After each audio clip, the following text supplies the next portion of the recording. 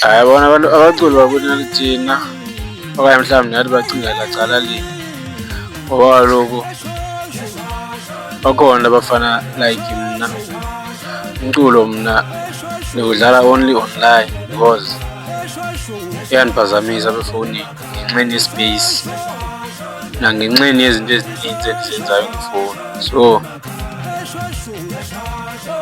le ndima kuthiwa umculo umntu athi umculo ufumaneka kuye nje kuphela, andalo umntu makawuthengise ngale ndlela abonayo uba uyangena ngayo imali but ingase ucingele wonke umntu. For instance, abantu abanganazo imoto if uzodlala uzobathengisela i-U_S_B, abantu abanganawo umculo if uzobathengisela i-U_S_B.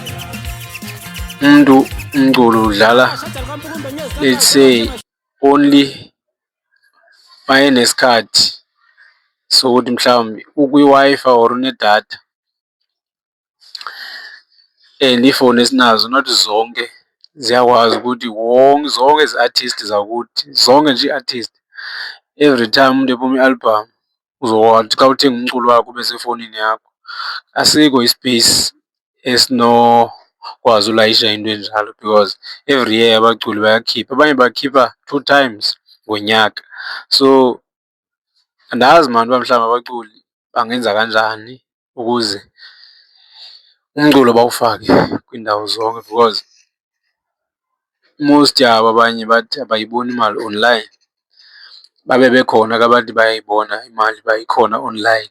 Mhlawumbi umntu kukhona apho angenzi kakuhle khona, if kukhona okanye mhlawumbi bancela ulwazi kwaba babonayo uba mhlawumbi umculo wona bafakela something okanye bayayibona imali.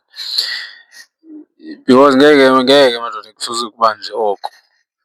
Uba umzekelo uJali Kampung ukhuphile, mna ndiyeva nje uba kuthiwa ukhuphile iingoma zakhe zimnandi because andinawo mna and andizuba nawo mna until abe uwufakile. If akawufakanga andizuba nawo, uyabo.